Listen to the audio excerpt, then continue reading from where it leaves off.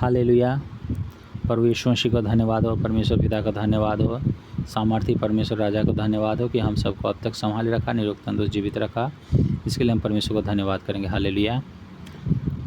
आइए हम लोग जो प्रार्थना करते हैं उस प्रार्थना में कुछ ये वर्ड भी ऐड करने की हम लोग कोशिश करेंगे, तो प्रार्थना और ज़्यादा शक्तिशाली होगी। हालेलुया। प्रार्थना जब हम लोग करेंगे तो जो प्रार्थना आप कर रहे हैं वो तो करिए ही करिए, लेकिन उसमें ये प्रार्थना का वचन भी आप ऐड करें। हालेलुया। हे यहोवा, मुझे चंगा कर तो मैं चंगा हो जाऊंगा, मुझे बचा तो मैं बच जाऊंगा, क्योंकि मैं तेरी ही स्तुति करता हूँ। हालेलुया। आप परमेश्वर से कहिए, हे परमेश्वर, अगर आप मुझे चंगा कर देंगे तो मैं चंगा हो जाऊंगा। जब तक आपने मुझे चंगा करेंगे तो कोई नहीं मुझे चंगा कर सकता है। जब तक आपने मुझे बचाएंगे तो कोई नहीं मुझे बचा सकता है। तो आप अगर मुझे बचा ही लिए हैं तो आप मुझे चंगा भी कर दीजिए, ताकि मैं आपकी स्तुति, आपकी महिमामयी इस पृथ्वी पे करता रहूं। मरने के बाद भला कौन किसी की महिमा करता है प्रभु जी? मैं कहाँ आपकी बड़ाई करूँगा? मैं किसे आपकी प्रशंसा सुनाऊँगा?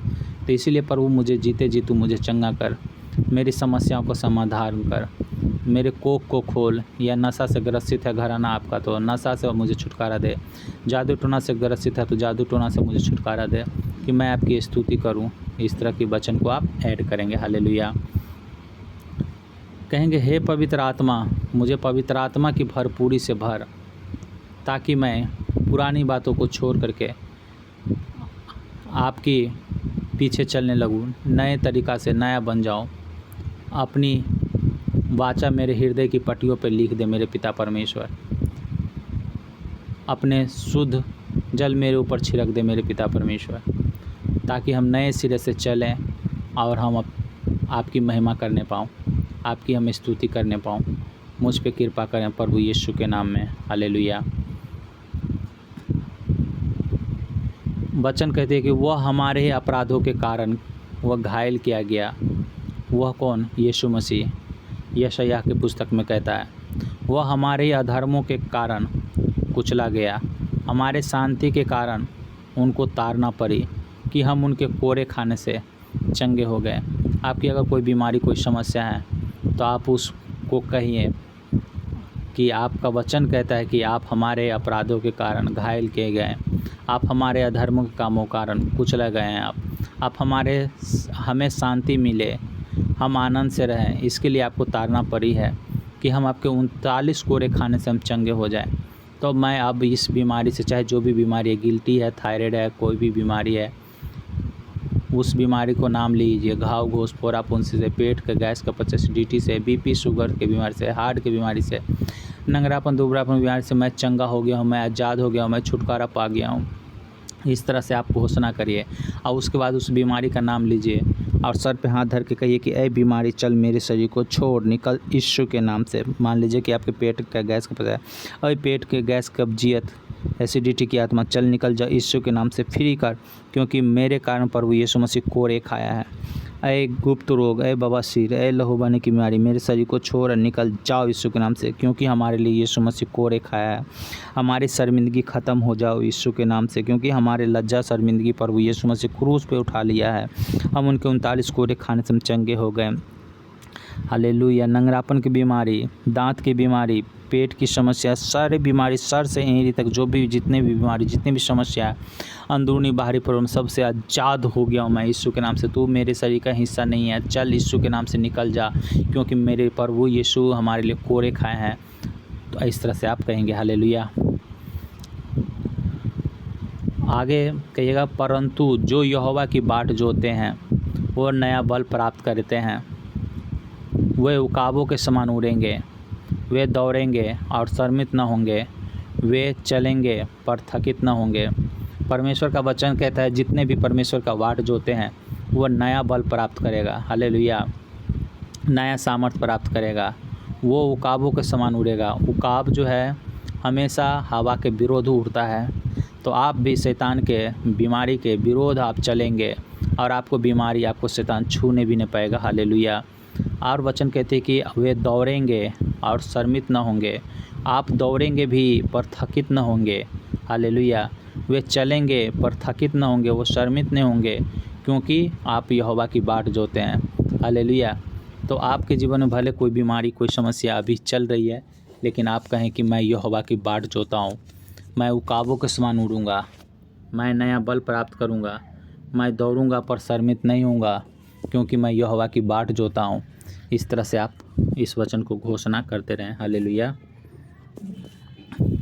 हे पिता, आपने वचन दिया है, उस समय मैं तुझे बचाऊंगा, और जिन मनुष्यों से तू भय खाता है या जिस बीमारी से तू भय खाता है, तू उनके बस में नहीं किया जाएगा। हालेलुया।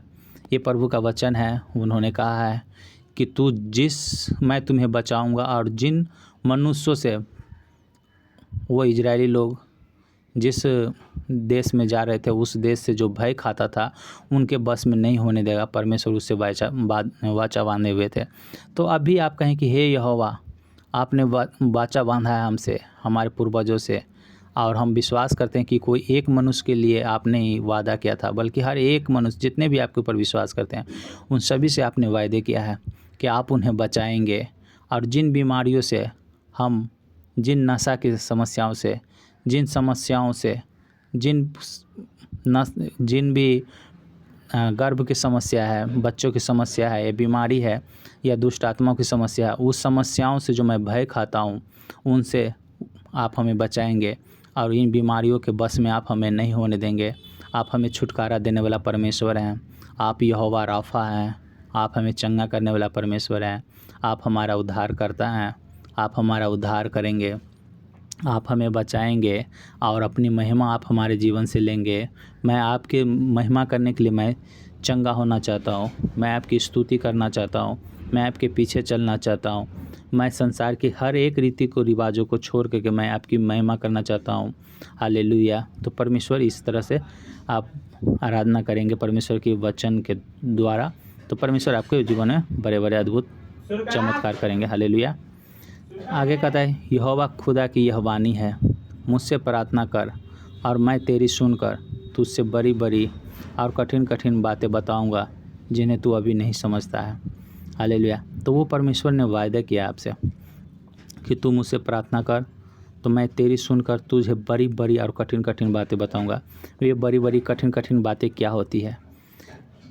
वो भविष्यवाणी वाली बात होती है, वो दर्शन वाली बात होती है, वो स्वप्न वाली बात होती है कि क्या होने वाला है आपके जीवन में, क्या होने वाला है आपके गांव मोहल्ले में, क्या होने वाला है आपके देश में। वो सारे कठिन कठिन बड़ी बड़ी बातें जो है आपको स्वप्न के द्वारा या आपके दर्शन के द्वारा आपको परमेश्वर बताते हैं। हालेलुया। तो आप उनको वचन को स्मरण दिलाइए, याद दिलाइए, क्योंकि वचन कहती है कि वो अपने आप से ज़्यादा वो वचन की महत्व देते हैं। जो बातें वो बोल दी हैं, जो वायदा वो उन्होंने कर लिया है, उनको वो ज़्यादा महत्व देते हैं।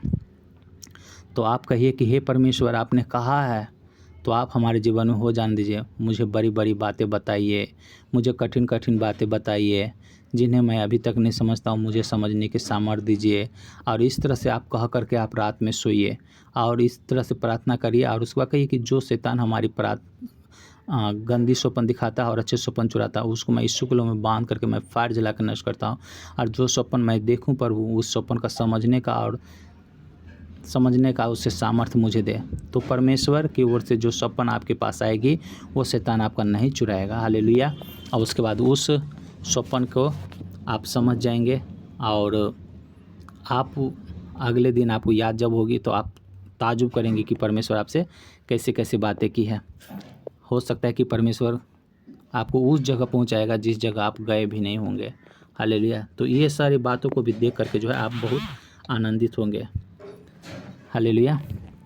आगे कहता है, यहोवा पिता, आपने वचन दिया है, जिस प्रकार से मैं सोच सोच कर उनको गिराता और ढाता और नष्ट करता और काट डालता और सत्यानाश ही करता था, उसी प्रकार से मैं अब सोच सोच कर, आपका नाम जो है सो नाम ऐड करिए। मान लीजिए श्याम है, तो श्याम नाम को रोपूंगा और बढ़ाऊंगा। हालेलुया। तो हम लोग जो है, वचन बताती है कि हम लोग ने बहुत पाप किया है, शरीर से भी पाप किया है, और अपने हाथों को बनाए हुए मूर्ति को भी बना करके हम परमेश्वर को रिस दिलाए हैं, हम जीवित परमेश्वर को छोड़ करके उनके द्वारा जो बनाया हुआ है सूर्य चंद्रमा उसको हम पूजा करते हैं, जो उनके द्वारा पेड़ पत्थर बनाएगा पेड़ पत्थर को हम पूजा करते हैं, लेकिन परमेश्वर को पूजा नहीं करते हैं।